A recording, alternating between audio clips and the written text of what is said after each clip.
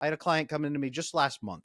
Just last month, she was frustrated that her husband did not seem to want to spend much time with her. He was pursuing their financial goals. He was trying to grow. Yeah, you've met guys like this, right? He's trying to grow and take care of his family, but the wife is not as happy at home. Have you seen this couple, man?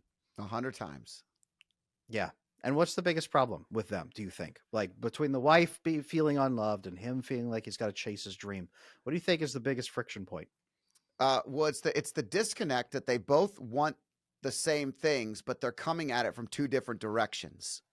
I love it. You nailed it. They want the same things, but they have no idea. They actually think they're in competition with each other. They think one of them has to win and the other one has to lose. And it sucks.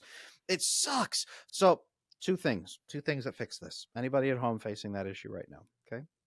Scott, take notes. This will be I am. beautiful. I'm got Okay. it. I got my notepad right here. First thing that people do when they come into me like this, I say, all right, we're going to build the 6 pillars of your marriage. 6 pillars of your marriage. It's a marriage agreement. We're going to sit down and do what you should have done while you were dating. Okay. We're going to build you the arrangement that your marriage is going to operate under for the rest of your life. So I take them aside and then I say, don't look at them. Look at me. Look at me. Speak to me. Okay. Tell me what 3 things are mandatory in your relationship for the rest of your life that would make it sustainable. Sustainable is the word that we need to continue focusing on here, because if you're living a high performance life, you must be able to sustain it. Otherwise, it will fall apart under you and you will check out at age 45 or 50. You're going to die or your marriage will die, one or the other. So you must be able to sustain it. Minimum amount of energy input. What's the most sustainable thing? 3 things. Okay. And they always start off saying, well, I want him to stop. Nah. Stop is not a thing. Okay. Your husband cannot stop a thing. Your husband also can't not do a thing. Your husband can do a thing. He is doing things. You would rather he do other things. Let's replace. Okay, let's replace. Okay, well, what would I rather he be doing? Okay, I want more, what do they usually say? I want more emotional connection with my husband. That's amazing. And I agree with you. That is necessary. If you tell your husband, who has no idea what that means, that you want emotional connection and he's thinking about work and how financially he could take care of the family, he will throw up on you because the emotions will disgust him. So let's make that measurable. Emotional intimacy. What does that look like to you, right? Scott, what does emotional intimacy look like to you? Let me ask you that question. Yeah. So to me, I think I'm a Gary Chapman 5 love languages guy. So I'm definitely a physical touch and words of affirmation. So I feel emotionally loved when I have intimacy in my marriage, and when I have the affirmation that all that I'm doing for them, Mm-hmm. especially her, is Mm-hmm. being received and appreciated. Mm-hmm. And Hold on. I want to those are dissect those important. 2 pieces. I want to dissect those 2 pieces because Okay, what you let's just do said it. is perfect. You feel good when there's intimacy in your marriage and when the things you're giving to her are being appreciated. We need to make that more measurable. We need to make that more measurable because that's not understandable. You say that to a woman, she's going to say, what do you mean? You want sex and thank yous? Like, well, what do I do? Right? Okay, let's make that Yes, measurable. You yes, and said yes. more intimacy. Yeah, I mean, yes. You said more intimacy in your relationship. What does more intimacy? Sex? Does that mean is that what you mean? Sex? Yeah, I think that's one component. The older that it's the most important component. Okay. So it's the start, because Okay. I believe that that actually builds a closer relationship in a lot of other ways. If we're when we're intimate, and I kind of consider there's 2 things that I've broken this down, and I want you to take it your direction, but I want to just divert Mhm. for 1 second. Yeah. What I would say with intimacy is I've learned in marriage that I need one connection point every month, meaning Mhm. that it can't just be getting together for the purpose of getting together. It's got to be real, Okay. connected, present. Like, Beautiful. that's important to me. And I know Okay. that that's important to us. And I have to force that occasionally because that's something that I value very heavily. And I'm so going to this, use go ahead. I'm going to use you as our model then. So you just listed all 3 things you need in a relationship. Intimacy, we're going to unpack that, make that even more measurable, right? Appreciation and one connection point per month.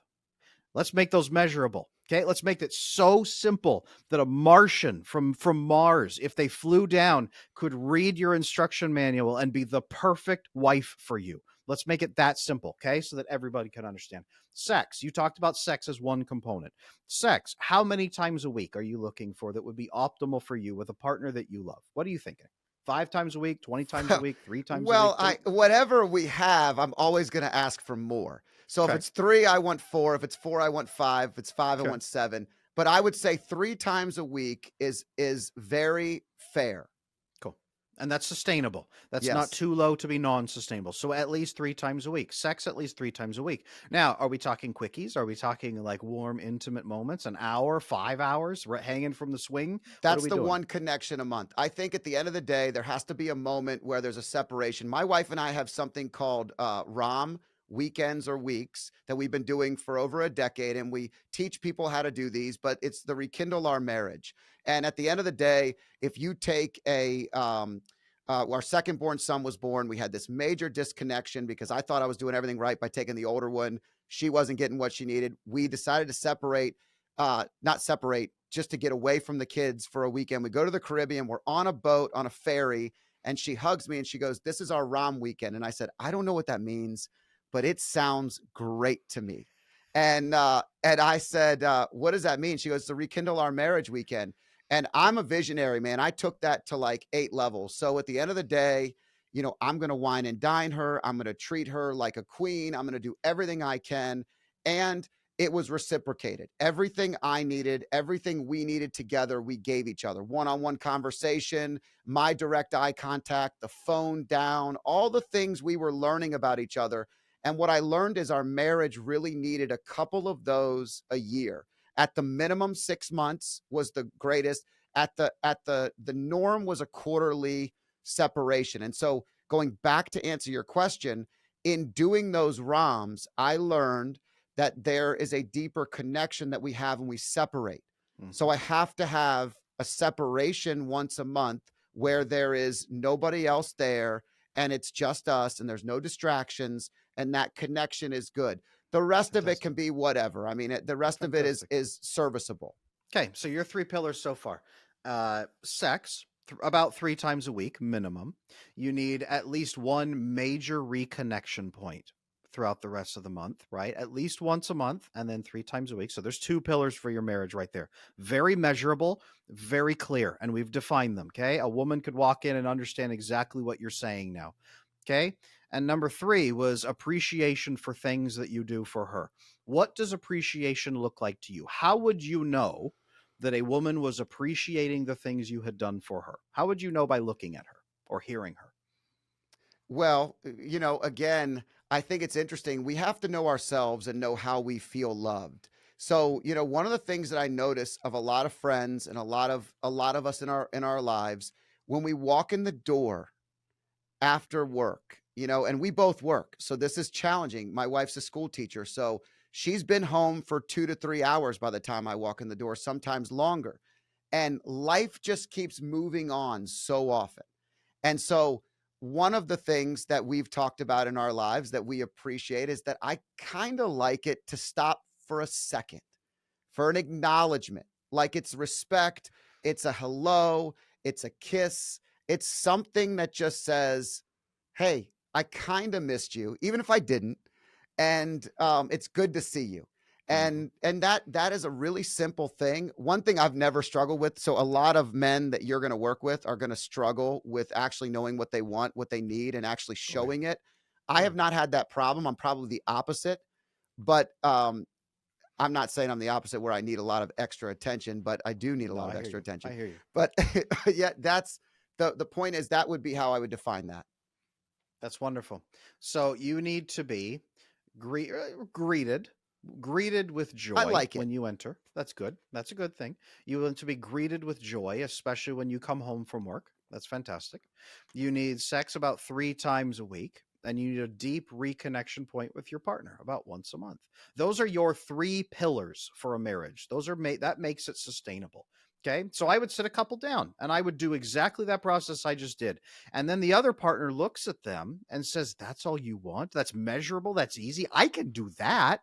right? And you've been fighting for 15 years trying to figure out what the heck they want from you, and they just did that right there. So then the other one, I go through with the process with the other one. They give their three. It's funny how often they overlap. We usually only get like 3 or 4 pillars usually instead of six, but up to 6 pillars where they all then we mesh them together. And I say, that's not your three and your three. That is your six as a couple. Now we are going to agree. Can we as a couple agree that we both desire sex 3 times a week, and the conditions under which she would follow suit and say, yes, I can do that if this, right? Emotional intimacy, bases like that. Sex 1 to 3 times a week, one big reconnection per week. What wife is going to be like, nah, I don't really think I want to reconnect with you once a month on a couple's like date night, right? No, they're going to love that, right? And then being greeted at the door, she'll probably say, you know what? That's a fantastic idea. If I'm the one who comes home, could you greet me at the door as well? Could we both just be happy to see each other? And when we pass in the hallway, could we be happy to see each other there too? Right? That appreciation, that desire, that love, that warmth.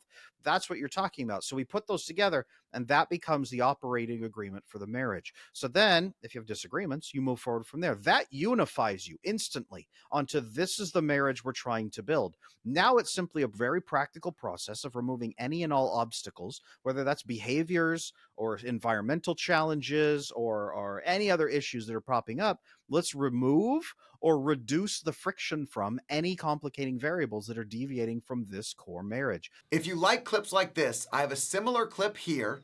And if you want to watch the full video, click here.